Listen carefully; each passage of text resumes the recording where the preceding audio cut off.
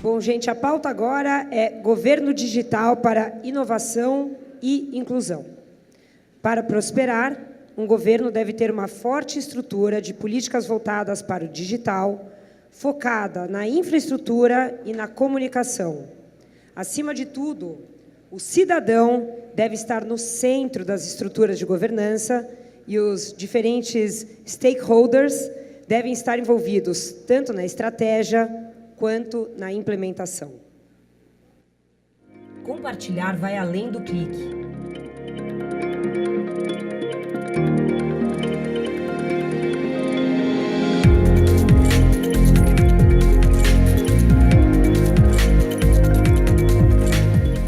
São inúmeros os facilitadores digitais para empoderar pessoas e aperfeiçoar sistemas de governança.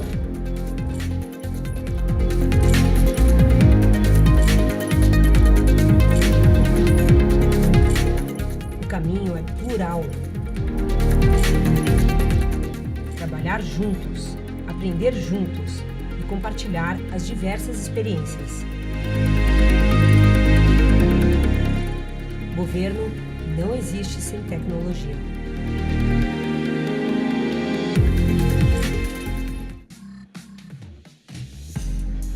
Para debater esse assunto, convido ao palco ele, que é sócio da Consensus, especialista em blockchain e assessorou Dubai na implementação de um governo digital, Daniel Novi.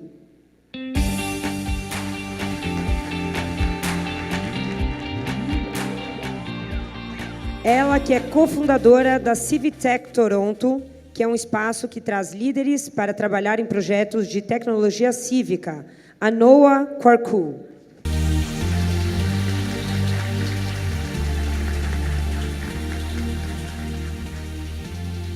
Ela, que é ex-vice-ministra de Avaliação Social do Ministério do Desenvolvimento Social no Chile e liderou o projeto de implementação do Registro Social de Famílias, Heidi Berner.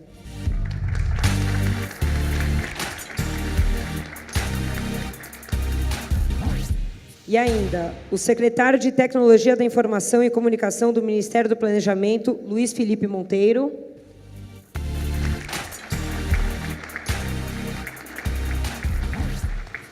E como moderador, o Procurador-Geral do Estado do Rio de Janeiro, Eduardo Gussen.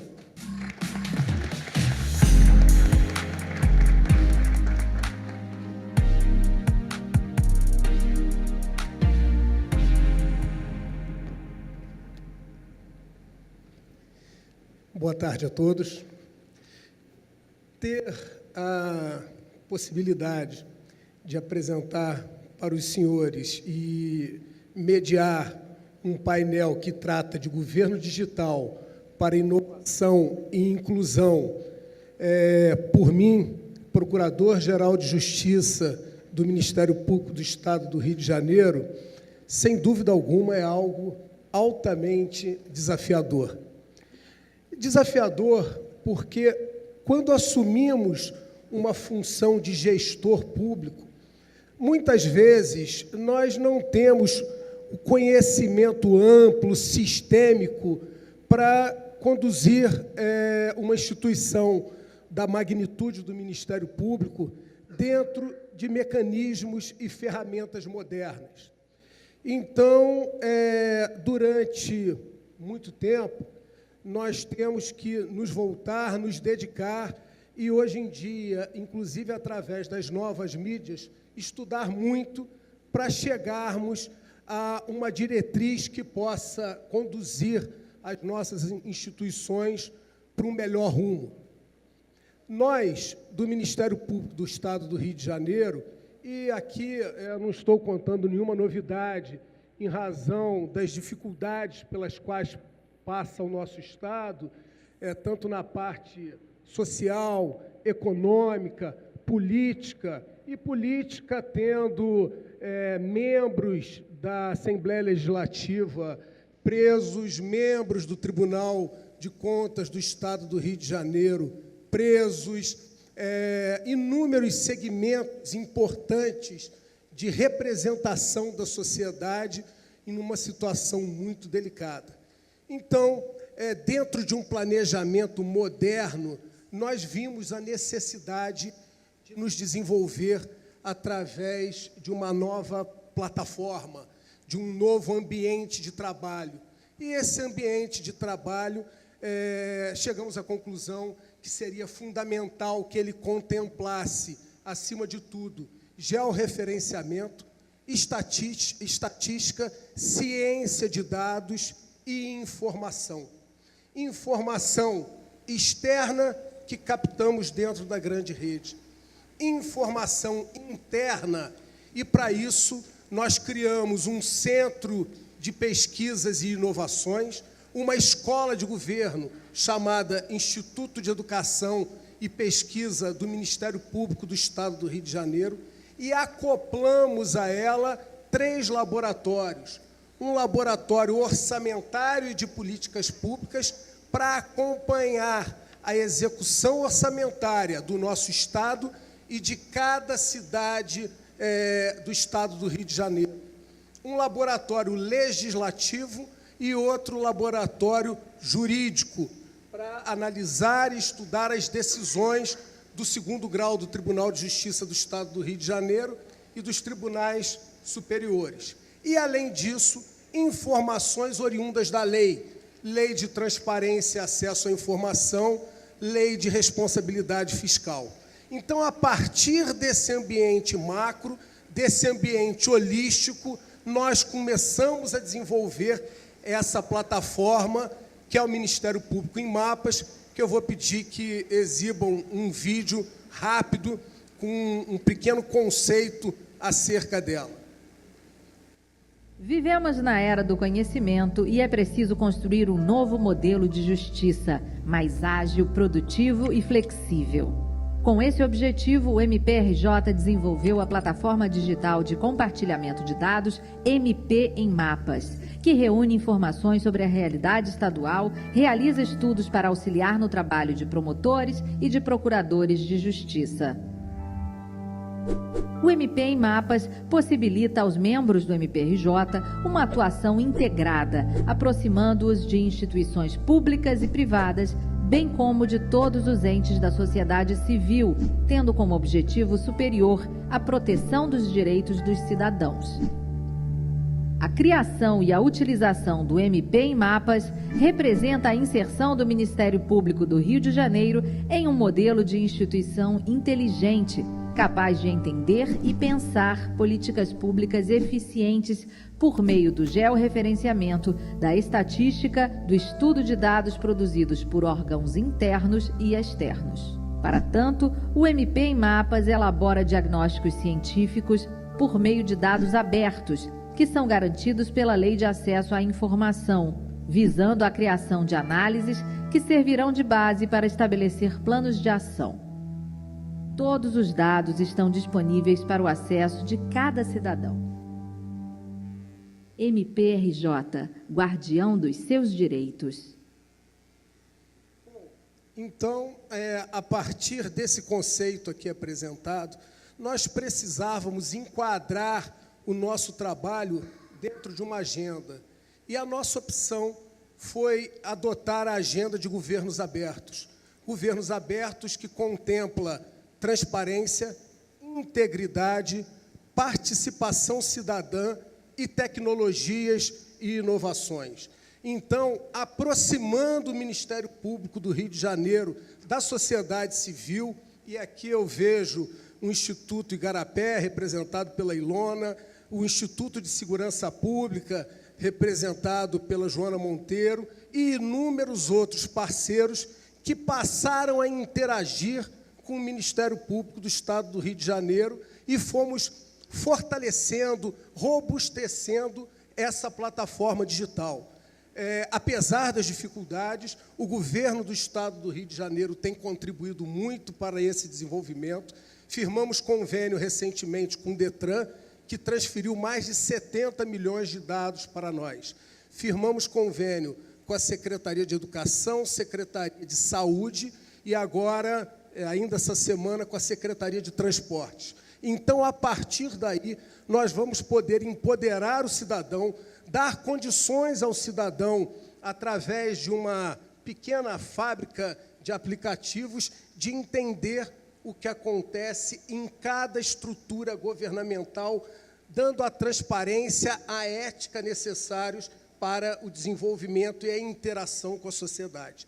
Nessa linha de raciocínio e nesse painel que nós estamos aqui, eu vou passar a palavra agora ao Luiz Felipe Monteiro, do Ministério do Planejamento, que vai fazer a sua apresentação e expor para nós algumas questões interessantes nessa temática.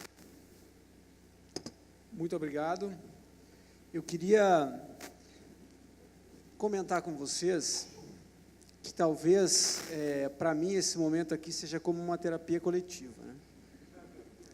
Só que vocês são todos terapeutas e eu, como um dos únicos membros de governo, estou aqui sendo analisado.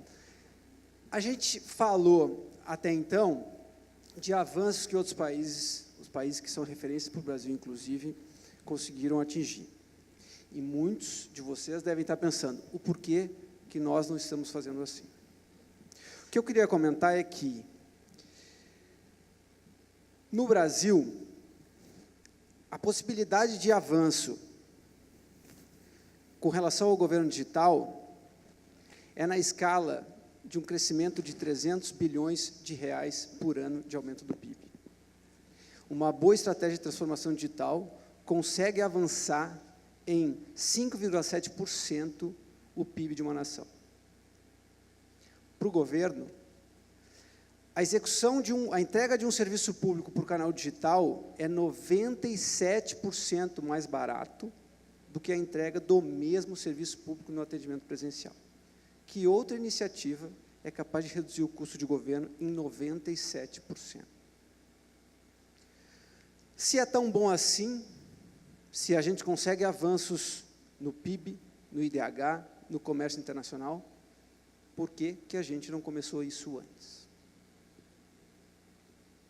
O Brasil hoje ocupa a 44ª posição do mundo em governo digital, segundo o recém-lançado ranking da ONU. Estávamos, em 2015, começando a pensar qual estratégia adotar. 2015, ou seja, 14 anos após a primeira estratégia digital do governo da Dinamarca. Avançamos porque, apesar das dificuldades de entregar infraestrutura de banda larga, infraestrutura de acesso móvel num país como o Brasil, conseguimos transformar alguns serviços em serviços digitais. Hoje temos 1.740 serviços públicos mapeados no âmbito federal. O nosso cardápio tem 1.740 pratos, só no âmbito federal. Hoje a gente sabe que pratos são esses, qual é a receita para fazê-los. São exatamente 1.193 transações de serviço que precisam ser transformadas. São 1.193 projetos, com equipe, com investimento, com tempo. Okay? Foi esse avanço que nos permitiu crescer nesse indicador, mas está muito longe ainda de ser o suficiente. Somos 120 milhões de brasileiros conectados na internet, segundo o último ranking do CETIC-BR. A 4ª maior população de usuários de internet do mundo. Como acelerar? A gente entendeu, como os outros países que aqui apresentaram entenderam há muito tempo antes da gente, de que uma forma de acelerar é construir plataformas. Plataformas que sejam compartilhadas para resolver problemas comuns. E são, de fato, comuns em todos os órgãos, não somente os federais. Primeiro, é necessário saber quem é que está do outro lado do computador ou do celular. É importante saber com precisão a identidade desse cidadão. O projeto do Documento Nacional de Identificação busca conseguir identificar esse cidadão no mundo digital com base na biometria que o Tribunal Superior Eleitoral já está coletando. Hoje temos 90 milhões de brasileiros com biometria coletada, serão 160 milhões de eleitores até 2022. Então, se essa infraestrutura já está montada, que se cria a partir daí os serviços. O DNI, o Documento Nacional de Identidade, será 100% digital, ou seja, sem nenhum suporte físico. A gente tem a condição hoje, por ter iniciado um pouco mais tarde, de, inclusive, não ter uma carteira de identidade. O DNI terá dentro dele uma certificação digital capaz de assinar documentos. O DNI terá dentro dele um gestor de proteção de dados pessoais, onde o cidadão poderá autorizar suas relações com os órgãos de governo e os órgãos privados. Isso está tudo no escopo do projeto, que hoje está sendo executado em forma de piloto, com 10 mil usuários. Um outro problema que o governo brasileiro tem é que ele trouxe para o mundo digital o mesmo labirinto que existe no mundo físico. São centenas de websites com informações e serviços que torna confusa a experiência do cidadão, que normalmente não encontra informação oficial nem por meio do Google e acaba caindo na mão de despachantes ou de atravessadores. O portal serviços.gov.br já reúne mais de 1.600 desses serviços públicos, catalogados com informação oficial, e a gente está, inclusive, trabalhando numa parceria com o Google para melhor encaminhar esse cidadão para onde a informação é fidedigna. Um exemplo de transformação de serviço que nós fizemos, entre esses 1.193 projetos que eu citei, foi o alistamento militar obrigatório. 2 milhões de jovens, todo ano, precisam se apresentar à junta militar, certo? Alguns aqui, os homens, com certeza todos passaram por isso. Apenas 600 mil deles precisam fazer algum exame físico, normalmente um exame de integridade física, etc. E só 100 mil são incorporados às Forças Armadas. Mas até o ano passado, todos tinham que ir na junta militar. É um serviço gratuito? Não, custa muito caro. Custa caro para ele, cidadão. Transformando o serviço agora 100% digital pela internet, economizamos 300 milhões de reais por ano, só em um dos 1.193 projetos. Um outro aspecto para avançar. No Brasil, a gente ainda projeta política pública e avalia os resultados dessa política de forma empírica, com base em informações normalmente imprecisas que os servidores e as equipes de governo possuem. Por outro lado, o governo coleta e produz muito dado. É o nosso imposto de renda, é uma certidão que a gente recebe, é um documento emitido, é uma autorização, é um benefício social pago. Toda essa informação é valiosa para prever cenários e para fazer correções de rota. Só que esse processo era muito caro, porque cada gestor público que quisesse trocar um dado com um colega, precisaria fazer um acordo de cooperação com a outra instituição, um contrato com um fornecedor de serviço. Isso levava mais de um ano. Muitos cansavam e paravam pelo caminho. Então, a gente disponibilizou uma plataforma central, chamada GovData, que possui ferramentas de análise de dados das principais bases de dados do governo. Basta o servidor ou a equipe que está fazendo a análise, obter um usuário e senha e pronto. Simples assim. Com relação ao acesso à informação e à participação social, o Brasil avançou. A ONU publica um outro índice, que é o Índice de Participação Eletrônica, na qual o país está na 12ª posição do mundo. Somos o primeiro na América Latina em participação social pelos canais digitais.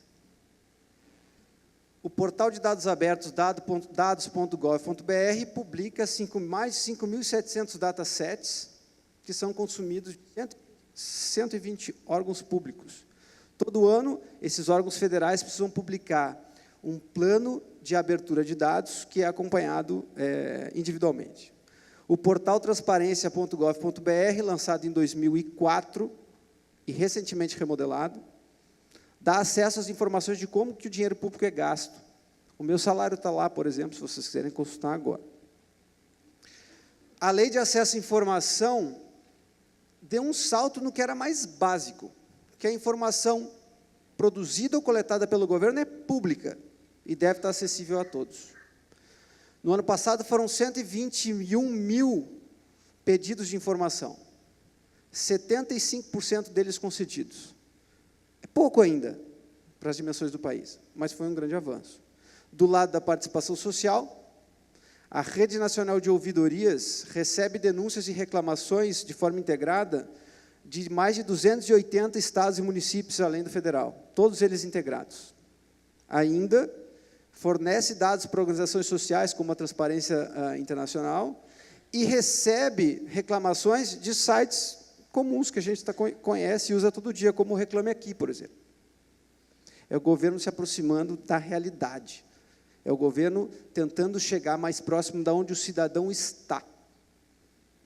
O Participa.br é um portal que publica as consultas públicas, e o Simplifique, recém-lançado no meio do ano passado, é um canal para usar o cidadão contra a burocracia.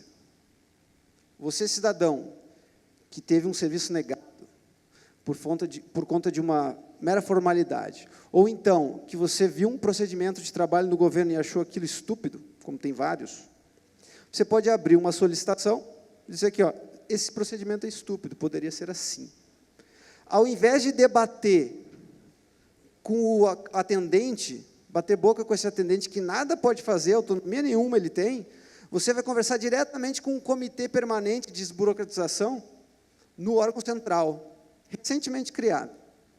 Esse comitê vai te apresentar um projeto e você vai acompanhar esse projeto até a conclusão. Essas são as formas de integração. Mas nesse próprio slide está uma das minhas críticas. 6 sites diferentes. De vocês também, né? A gente pode melhorar muito, podia ser um só. Um passo de cada vez, a gente vai chegar lá. Para terminar, eu queria colocar 2 alertas, que muitos já foram ditos aqui. O primeiro deles, sem sinergia e colaboração, não existe governo digital. Se o federal, os estados, os municípios e a sociedade não se unirem para criar serviços em cima de plataformas únicas, reutilizáveis, melhor ou pior que cada uma delas sejam, ainda seremos um cidadão para múltiplos governos. E o cidadão não exige o relacionamento com um governo só. Por outro lado, se a gente não tiver uma continuidade desses projetos, que são projetos de médio e longo prazo, a gente vai apertar o botão de reset novamente, e algo que deveria ter começado em 2001, que começou a ser idealizado em 2015, 2016, volta novamente a estaca zero. Continuidade é muito relevante. Tem uma equipe de governo, uma eleição para ocorrer agora, e esses projetos podem e devem ser utilizados para avançar. Gente, por fim, avançamos, menos do que a gente gostaria, não tenho a mínima dúvida, mas avançamos. Se do lado da oferta nós somos o 44º maior do mundo, do lado da demanda nós somos o 4º maior do mundo. Então tem muita coisa para fazer ainda. Muito obrigado.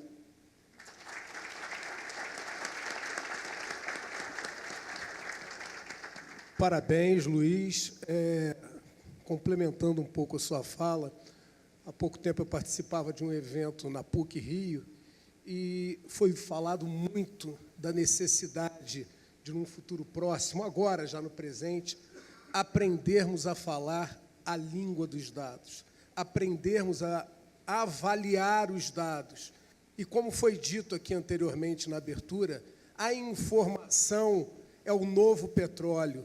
Então, nesse sentido, passam pelas nossas mãos, passa pelo Ministério Público e sempre passou milhões e milhões de informações que nós desperdiçávamos. Então, saber minerar esse produto valiosíssimo é fundamental para desenvolvermos uma sociedade melhor. Eu acho que você está de parabéns. Realmente já avançamos muito, já desenvolvemos muito, e tenho certeza que, sem tecnologia, e Ronaldo fala isso com muita propriedade, governo e tecnologia têm que andar paralelo, não tem outro caminho, é a nossa grande esperança de um futuro melhor. Vou passar agora a palavra a Heidi Berner, do Ministério do Desenvolvimento Social do Chile. Thank you. First I want to say thank you for all the people organizing GovTech and give me the opportunity to come to here and tell you a little bit in 10 minutes what we did in order to have a household social register in Chile. And I'm just saying to say that I'm the former Vice Minister of Social Development, so not anyone in Chile got mad. I don't want anyone to get mad because I'm not anymore in the government. We have been discussing a lot about data, about technology, but I will say that we have to go a little bit behind and say why we want to have that data. And in the case of the Social Development Ministry, the main issue was to have data to inform the social programs and subsidies and to inform the people that have the right to these different subsidies so they can apply and that they can get those subsidies more easily. And the other thing that we have to take into account, at least in a country like Chile, and probably is the same in the case of Brazil, is that if you are someone older than 60 years old, only 22% of those people use technology.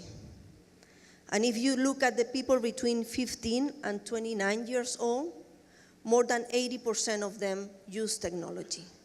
So if you are in charge of a government and you need to put everyone in an equal place to access to the different information, you need to take that into account. You can also say, in the case of Chile, if you are in the 20% of the higher income household, more than 87% of those households will use technology. And if you are in the lower 20% of the income distribution, only 30% will use technology. And of course, if you take into account the rural areas and the city, it will be much different also. So the main issue was that we have to have efficient and effective social policies that simultaneously appropriate the social programs and initiatives in terms of design, relevance, coverage, coordination, and implementation. So we need information for better design and implementing social policies. And of course, we also need information for the right selection of beneficiaries. Sometimes, I'm an economist, we also talk a lot about the inclusion error, giving subsidies to people that shouldn't be there, or exclusion error, not giving subsidy to someone that should have it. So that is very important at the end when you design a register.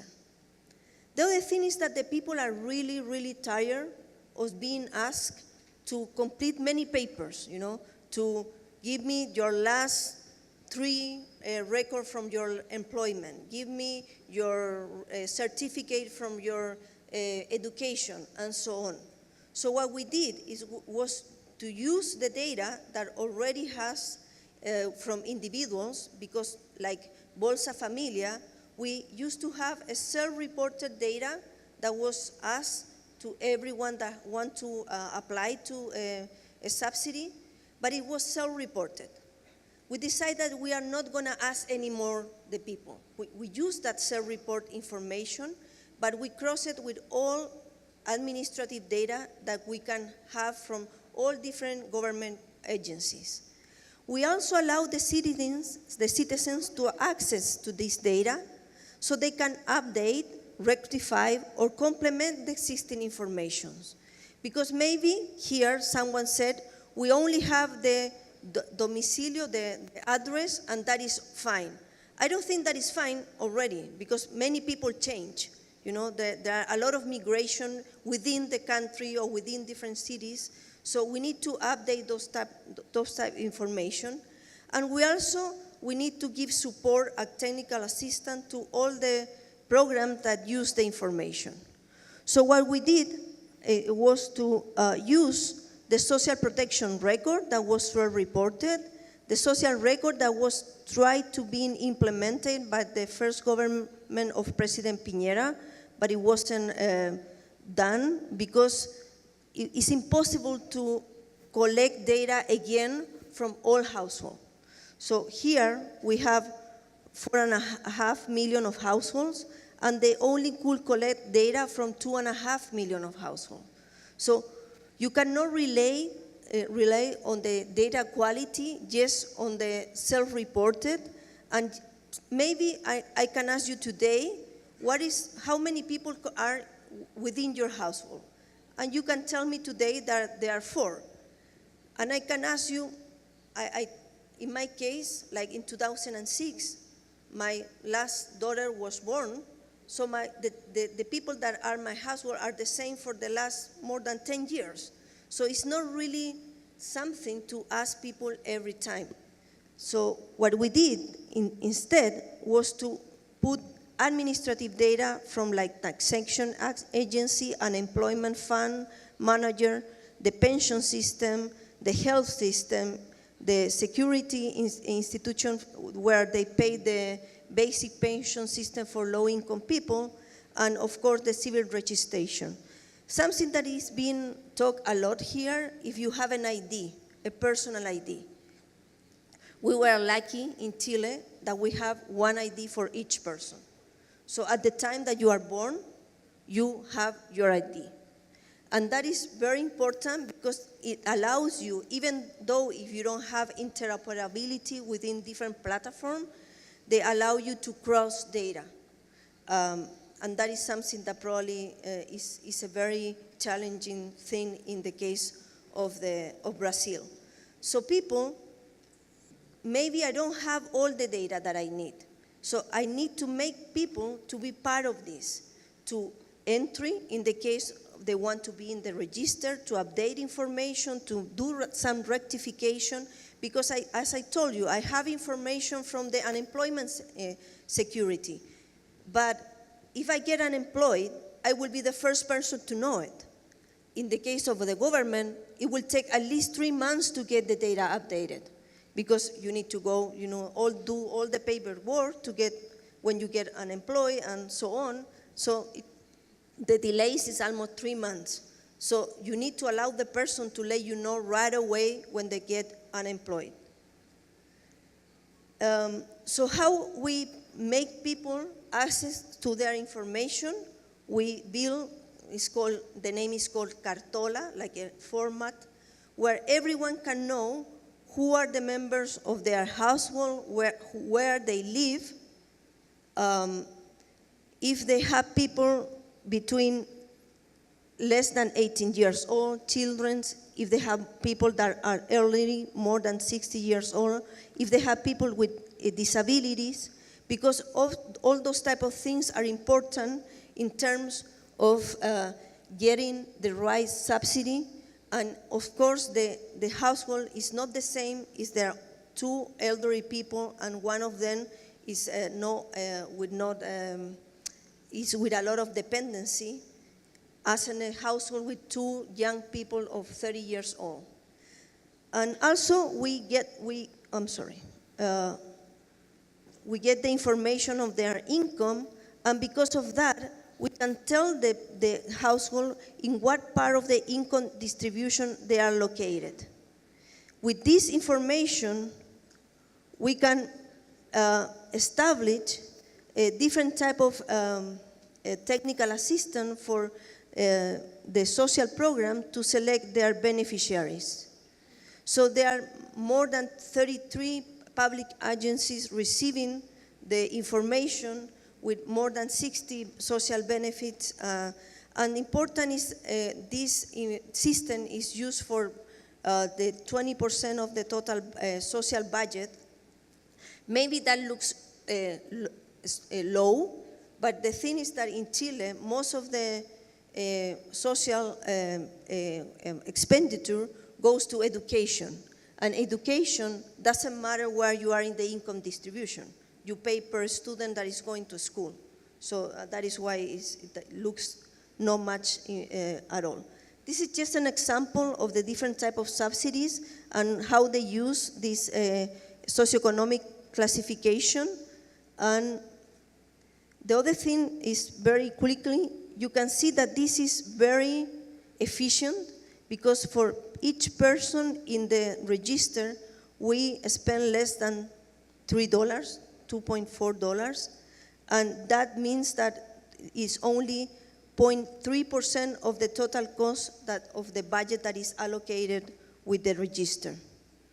There have been talk here a lot about legitimacy and how much people are confident in their government.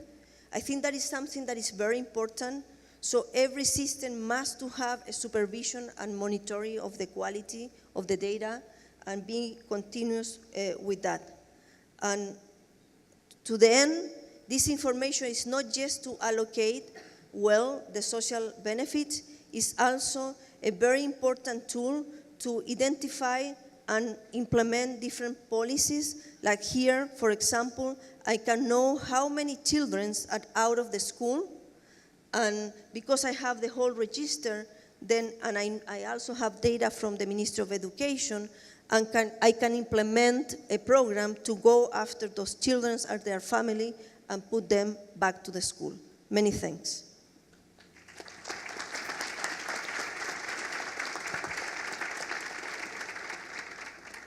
Muito obrigado, Heidi. Foi um prazer ouvir a sua fala.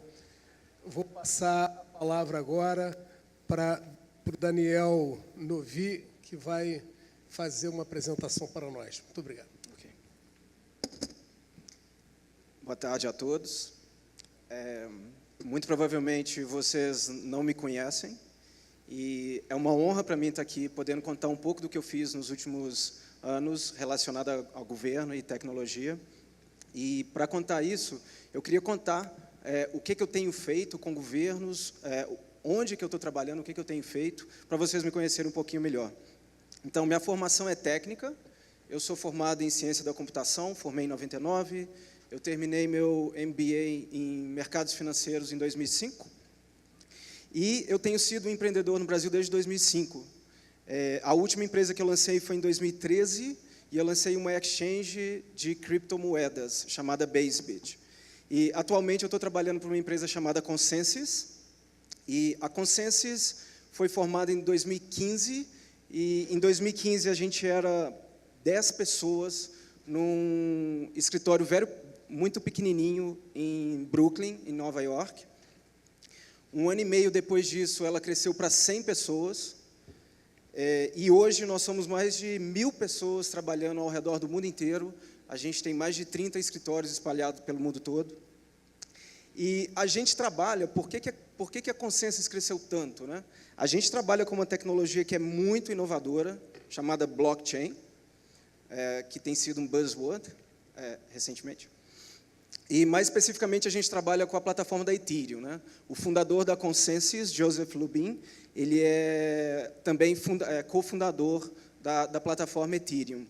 E nós acreditamos que essa tecnologia vai mudar tudo, vai mudar absolutamente tudo. Vai mudar a forma como você interage com a internet, vai mudar seu dia a dia completamente, assim como a internet fez com o nosso dia a dia. E prova disso é o interesse crescente, muito grande, de empresas como Microsoft, Google, Facebook. Todas elas já estão trabalhando com essa tecnologia, já estão estudando a tecnologia. Todos os grandes bancos estão trabalhando com essa tecnologia também. Você tem JP Morgan, Barclays, todos os grandes bancos já estão trabalhando com a tecnologia, e principalmente governos. Governos também têm tido interesse crescente nessa tecnologia.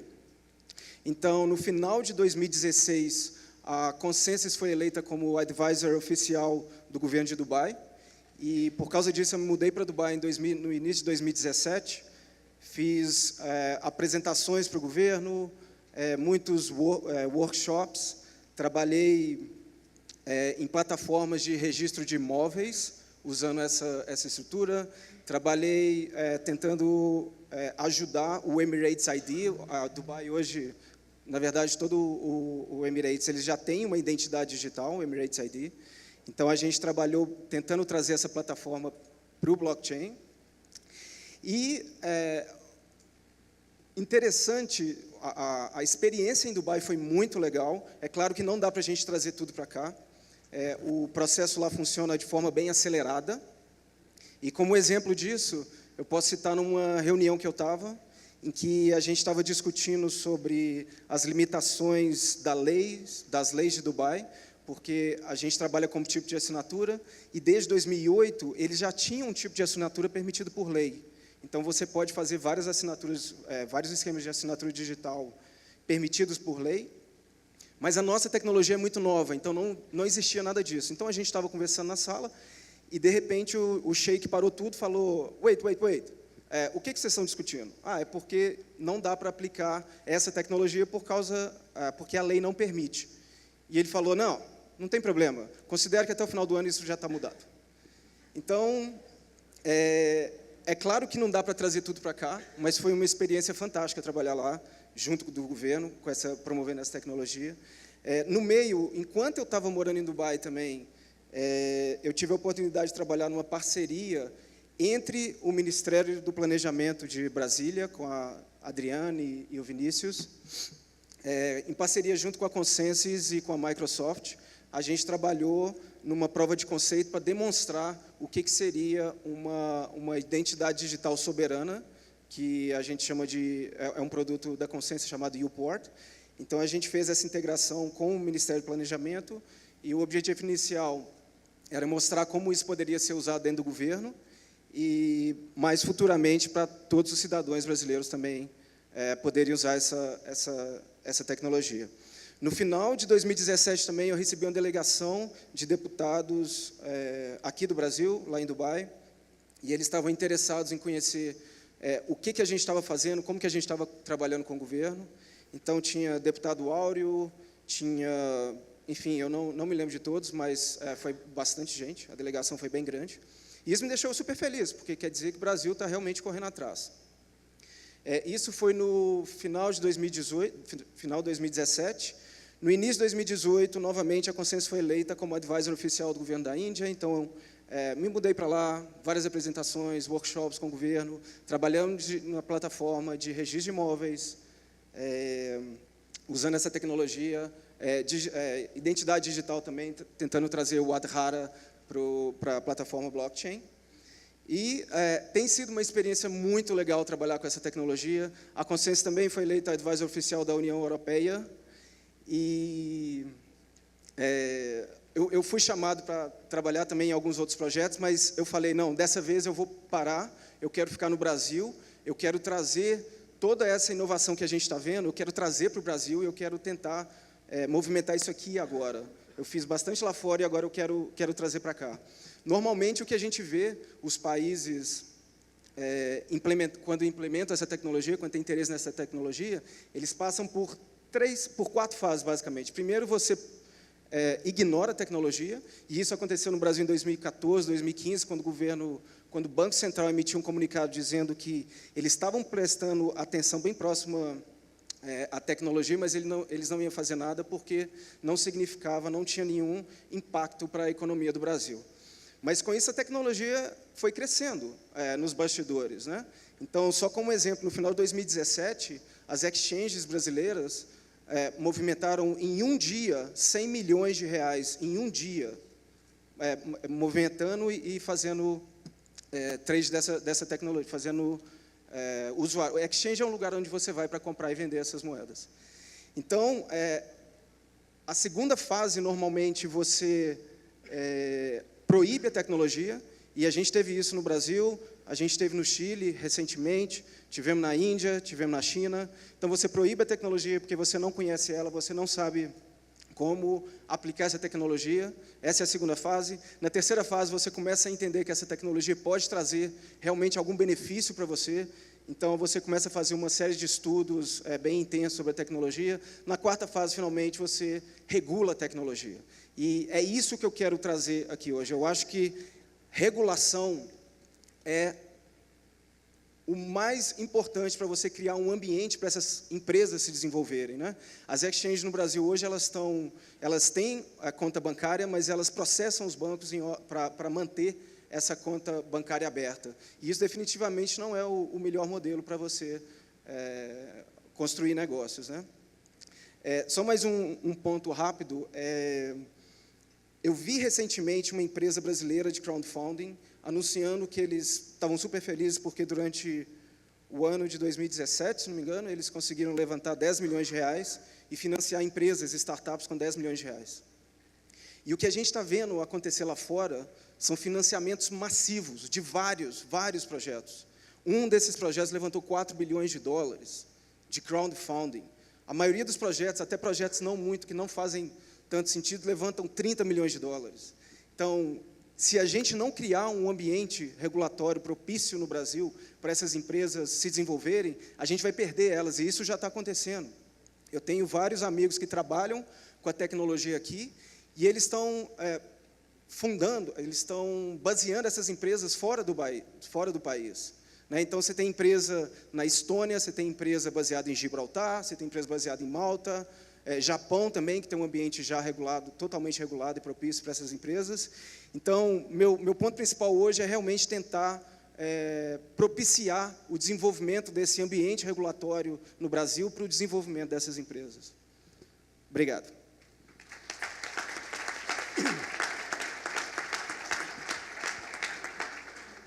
Parabéns, Daniel. A sua fala nos enche de esperança. E eu acho fundamental essa possibilidade que nós temos, através da tecnologia, de organizarmos ambientes públicos. E, recentemente, eu via uma notícia no G1 que dizia o seguinte: governo prevê cortar até o final do ano 1 milhão de benefícios irregulares do INSS. Com uma manchete como essa, nós observamos que, inclusive, o simples fato de aplicarmos a tecnologia em estruturas governamentais, ela se autofinancia num processo desse. Pode ser caro, mas a segurança que ela traz é o suficiente para que possamos evoluir da melhor maneira possível. Eu vou passar agora a palavra para a Noah Guarco, de Toronto, que vai nos falar também um pouco.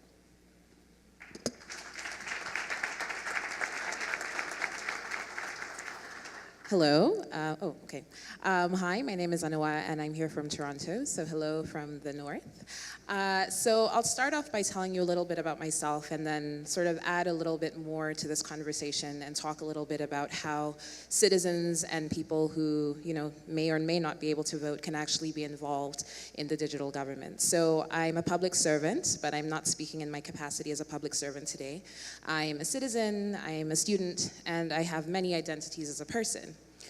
A lot of people who live within a country or a nation also have many identities. And so the question becomes, how do these people become involved with their governments? How do you become involved in decision making? And how do you actually feel enabled to be an active participant in society? So Civic Tech Toronto, of which I am one of several co-founders, was established in 2015 to try and help us to solve this question. How might I, as a citizen, be more actively involved in the government, in my city, in my country? So I was a public servant doing a number of things, including business transformation. And one of the challenges I found was that when you're on the government side, it's very easy to see a problem because the minister or your director says this is a problem. But then I would start saying to myself, is this a problem for us as government, or is this actually a problem that the people that we serve actually interface with? So this started conversations where it was like, well, is this really a problem? How do you solve it? How do you get people involved in talking about things? So the traditional way that somebody could be involved in government governance was sort of two things. One, you voted. And in most countries, not everybody who pays taxes is able to vote. People may not be registered, they may be permanent residents, they may be immigrants who don't have voting status. And then two, you can go to a public, some sort of public consultation. And public consultations sort of take two forms. They often are somebody standing at the front of the room, giving a presentation, or eliciting some sort of feedback from people through surveys. With digital transformation and open government, we've seen a new opportunity to be involved. And so this includes actually being able to participate online in public consultations, but also being able to use things like open data to actually be able to solve problems. So what we started doing in Toronto was coming together every week, starting in 2015, to try and solve these problems. So we started off with me and 7 other people meeting every Tuesday. Today we have over 3,500 people in our network. We have about 50 to 80 people coming out every week to work on civic challenges. I'll tell you a little bit about some of the projects that we've worked on in Toronto. So one of my favorites, because I'm in civic technology, is actually an online platform called Women in Color. And this allows us to give opportunities to women and people of color who work in tech and marketing to be able to get speaking opportunities. So I will acknowledge that I am of African descent, and I am one of very few people of African descent in this room. This is very representative of the tech industry. This is very representative of sort of digital. And so one of the things when it comes to talking about digital inclusion is who's at the table, right? And so a lot of times people are at the table, but they're not heard, they're not seen. And so I'm going to say a huge thank you to you for inviting me here to be able to speak. Not that I'm speaking on behalf of all people of color, but just got to give a plug. And so this actually gives an opportunity for women and people of color who work in tech and who are underrepresented to actually be able to be searched, put forward as experts, and people are actually able to say to those people, I would like for you to come and speak at an event. That's just one example. One of the other things that we have is the Law Design Collab, where we're actually working with the public sector to make the law more accessible and understandable to the everyday person. So one of the examples of this is something called Steps to Justice, which is a plain language website that looks at some of the major legal challenges that people face. So everything from family law to criminal law to household and tenant challenges. So they are able to understand what your rights are as a citizen, what you're able to do, and what you're able to access. Another thing that we've done is something called Democracy Kit, and this is a tool that allows people who are participating in municipal elections to be able to access advice, tips, and technical tools that can help them with their campaigns. One of the challenges in municipal elections in Toronto in particular is that there's no term limit. So you can be a councillor till you die, once you get elected, as long as you continue to generate votes. And so a lot of people find that there's a barrier to actually entering campaigns because they don't have the finances, they don't have the resources. And so this is a free online tool that provides training and that actually allows you to be able to actively get involved on the campaign trail. Another example using open data is something called Budgetpedia, where a ton of people for about 2 years built beta, sort of step one, that scrapes all of the data from the Toronto budget, some of which is included in PDFs, some of which is on the open data portal, some of which is clean, some of which is not clean. And so a huge amount of that was actually going back to the municipal government and saying, we want to be able to use this data. Some of it is completely unusable. Some of it is usable. Some of it's not in a packet that we can use. And actually collaboratively working with the municipal government for them to get to generate better data sets. So one of the interesting outcomes has been that we're now able to actually work directly with government. Say, this is a data set that does or doesn't work. And actually recently we're approached by the City of Toronto to help them build a stage 1 beta for an online platform that actually enables them to improve bike infrastructure. So if you are somebody who cycles in the city, you're able to go online, you're able to say, we don't have enough bike infrastructure in this area, and the city is able to be responsive. So what can we learn from citizen participation? Citizens want to be involved beyond election day. It happens once every 4 years. At the federal level, once every 4 years, at least in Canada, at the provincial, which is state, and 4 years at the provincial level. So every 4 years, you have an opportunity to be involved. What happens beyond those 4 years, right? So in between, people want to be actively involved. And so with sort of this digital movement that we're seeing, open government, open data allows people to actually be able to be empowered to start solving the problems that they face. So if I have an issue around bike parking, I can say, hey, there aren't enough bike spaces in my neighborhood. Government, you need to come in and fix this. And then the government can say, I hear you. We can do it, and then you can have a discussion about whether that works or not. And so it's incredibly empowering for people, one. Two, the other great thing about it is that you're able to bring people to the table who wouldn't be at the table usually. So some of our most successful projects at Civic Tech have included people from different skill sets. So that's public servants, coders, grandmothers who have various skill sets and are actually super passionate about a lot of these issues. People with disabilities, people with mental health issues. And so they're able to give us a very different perspective around how to build a tool. So we're very user-focused. We'll build a tool around the people who are going to use it, not just around the problem. And we try to understand what the problem actually is. So those are the two major things. And then I think the third thing that's really incredible about it is it shows people that tech doesn't have to be scary and that you don't have to be a coder to actually be able to be involved in technology. So what's sort of the lesson for Brazil? Government isn't the only person who can solve public problems, because a lot of time the people who are in government have their own issues that they need to deal with. You have deliverables, you have a tight budget, and you have government priorities that are often set at the political level. People on the ground, citizens, know the problems that they're facing, and they're not always political. It could be something really simple like, it takes me forever to get a form off the website. The government might not have to build that form. You can go to a civic tech organization and say, hey, we'd really love to partner with you on this project. And so I'd implore those of you in this room who work in the public sector to start seeing people who don't work in government, who are citizens, as allies and as resources who can help you in the work that you do. Thank you.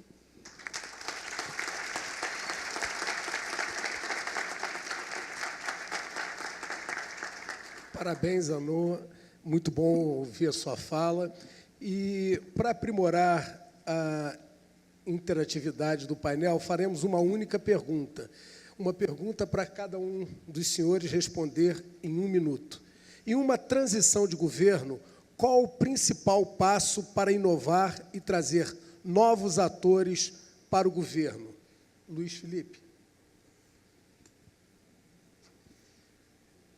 Boa pergunta, inclusive. Tem direito a outra. Uma transição de governo é sempre muito complicada. O mais importante nesse momento, na minha opinião, é que o tema de governo digital seja considerado uma das 10 prioridades do governo que se inicia, qualquer governo que ele seja. É importante colocar esse tema entre as 10 prioridades, porque se não tiver nas primeiras 10, provavelmente será esquecido. Para isso, comunicação é fundamental. O governante ou a equipe de governo, quando recebe os prospectos, as análises do que vai ser prioridade, ele recebe dados muito concisos, por exemplo, de infraestrutura, logística, aeroportos, etc. E de governo digital, ele normalmente recebe informações abstratas, informações muito tecnológicas, muito difíceis de digerir e colocar no programa de governo. Então, acho que comunicação, desde a definição de prioridade até a própria transferência dos projetos, de forma bastante aberta e transparente, falando-se dos problemas, falando-se dos desafios, seria a minha aposta nesse momento. Muito obrigado, Luiz Felipe. Reide. Well, we just passed a transition in the government, so one of the things that we did when we were in the government is to really take into account the monitoring of all the improvement in technology that we did during the government. So, and monitoring, I mean, not just within the public sector, I mean, with the citizens, the ones that use the systems. So we have a lot of information on how they like the new system, how they use it, how it's more easy, more transparent, the information that they get from the government and from the state. And I think that, as Agona said, it's very important, the civil society, especially if you change between coalitions. So the users, you need to ask the user and have enough information to pass to the next government that things are working and technology came to stay here. It's not going to go anywhere. At the end, in the case of Chile, there are more people having, there are more cell phones than people. So that means that everyone's like technology.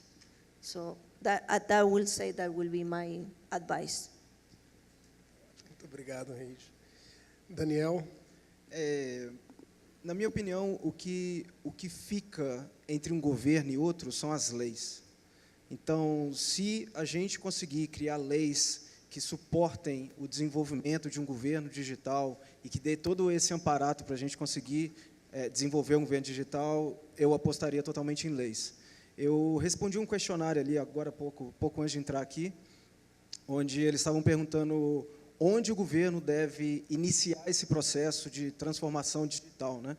E o ponto não ninguém vai conseguir saber aonde exatamente vai iniciar isso. Pode iniciar de várias formas, mas se você tem leis, se você tem um ambiente propício para as empresas se desenvolverem, você vai ver surgindo várias startups, brotando várias startups, e elas resolvem isso, elas fazem o trabalho de saber aonde vai ser melhor, por onde vai ser melhor começar. Então, minha aposta é definitivamente em leis e regulação desse mercado para conseguir desenvolver startups. Sem dúvida, e acho que dentro desse ambiente tecnológico nós vamos poder enxergar que muitas leis que já temos têm pouca efetividade e precisamos de outras mais modernas e mais atuais para o mundo que nos aguarda pela frente. Exato. Deixa eu só complementar mais um ponto. Sorry. Os países hoje não têm mais fronteira, né? Então, novamente, eu tenho vários amigos que, ao invés de criar, estão todos no Brasil, todos trabalhando no Brasil, mas ao invés de criarem uma empresa no Brasil, eles vão para fora, vão para vários outros lugares, porque não existe fronteiras mais hoje, você pode criar empresa em qualquer lugar do mundo.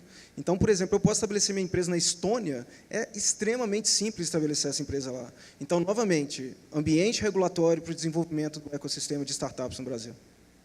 Muito obrigado, Daniel. So I'll say sort of three things very quickly that I think are, I can hear myself, that I think are related. I think sort of the one thing is that tech is a tool, not a solution. I think it's often people rush to put a tool on top of a business process that's not really working properly. So I'd say particularly within the context of government, it's really important to actually look at business flows and workflows and see how that work is actually done and see if efficiencies can be built in and sort of what can be improved, and then put a tech solution or a digital solution on top of that. Because if you put a digital solution on top of a system that actually doesn't work very well, you basically have a tech system that doesn't work very well. And so I think it's sort of really critical to actually have an innovation culture within government that encourages people to think really strategically about how they do their work and where their work can be placed within sort of the larger framework of government. I think a lot of times, having worked in government, I'm in one department and I think, oh, okay, this is my work and this is what is done. But a citizen interacts with the government. They don't interact just with your ministry. They have an experience with the government. And so it's really about changing the way that we think and saying, this is all one government, this is all one service, and this is all one pipeline. How do we make a cohesive experience for people so that they have the same experience when they go to the Ministry of Infrastructure or the Ministry of Finance as they do if they go to the Ministry of Housing and Health? And so really thinking about a holistic way of providing service delivery to citizens. Muito obrigado a todos. Realmente o que nós pudemos aproveitar do dia de hoje, acima de tudo, é um sopro de esperança.